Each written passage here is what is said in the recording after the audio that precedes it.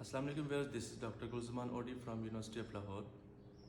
تو سب سے پہلے میں آپ کو بتاتا چلوں کہ میں ایک CCP کے انڈر کام کرتا ہوں، جو کمپریہنسو آئی کیئر پروگرام ہے۔ ہمارا کام یہ ہے کہ ہم مختلف علاقوں میں جا کے، مختلف جگہوں پہ جا کے مستحق لوگوں کا، نیڈی پیپلز کا فری ٹریٹمنٹ، فری میڈیسن اور فری کلاسز پرووائڈ کرتے ہیں۔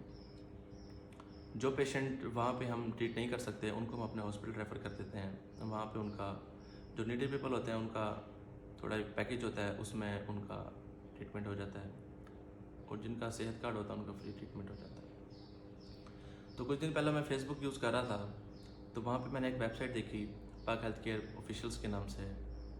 تو ان کا جو مشن تھا وہ ہیلتھ کو پروموٹ کرنا تھا۔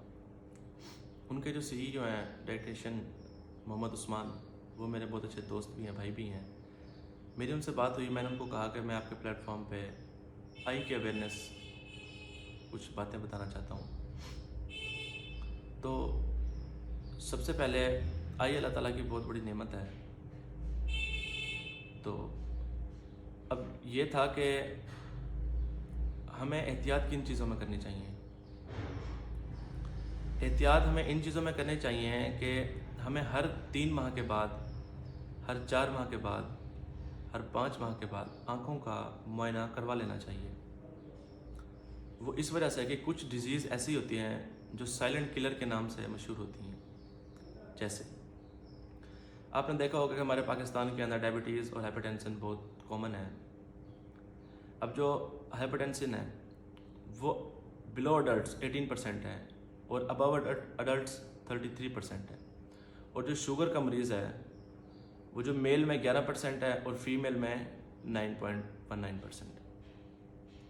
اب شوگر کا مریض کو نہیں پتہ ہوتا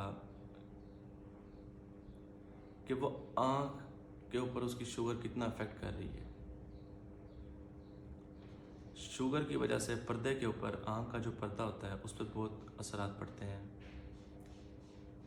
انسان کی آنکھ کا جو پردہ ہوتا ہے اگر ایک دفعہ کسی وجہ سے بھی خراب ہو جائے تو اس کا کوئی ٹریٹمنٹ نہیں ہے۔ جتنی وین لاس ہوتی ہے اس کو ہم وہاں تک سٹاپ کر سکتے ہیں، اس کو ریورس نہیں کر سکتے۔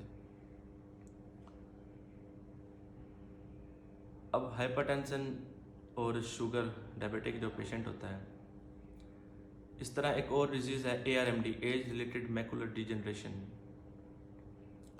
اور RP ہوتی ہے ریٹینائٹس پیگمنٹوزا۔ اس طرح بچوں کے اندر بہت کامن ڈیزیز آتی ہیں کہ آنکھوں کا بھینگا پن اور سست آنکھ۔ سست آنکھ جو ہوتی ہے اس کو ہم کہتے ہیں بلائیوپیا۔ سست آنکھ کا کیا کام ہوتا ہے؟ ایک آنکھ دوسری آنکھ سے بہت سست ہوتی ہے۔ اب ماں باپ کو بھی نہیں پتہ لگتا، بچہ چھوٹا ہوتا ہے، بول نہیں سکتا، بتا نہیں سکتا کہ مجھے نظر نہیں آ رہا، تو ان کو چاہیے کہ وہ ہر 3 ماہ بعد، ہر 2 ماہ بعد بچوں کا، بڑوں کا اپنا معائنہ کروائیں، تاکہ اگر ہم ارلی سٹیجز پہ ڈائگنوز کر سکیں گے تو اس کو ایک حد تک روکا جا سکتا ہے، اس کو ٹھیک بنایا جا سکتا ہے۔ لیکن جب بچہ بڑا ہوتا جاتا ہے، اس کی ایج زیادہ ہو رہی ہے، جو ڈیزیز کی سٹیجز بڑھتی رہتی ہیں، پھر اس کو ریورس کرنا مشکل ہو جاتا ہے، اس کو بچانا مشکل ہو جاتا ہے، جس کی وجہ سے وہ پرماننٹ وین لاس ہو جاتی ہے اس کی۔ تو اس طرح کی مختلف چیزیں ہوتی ہیں۔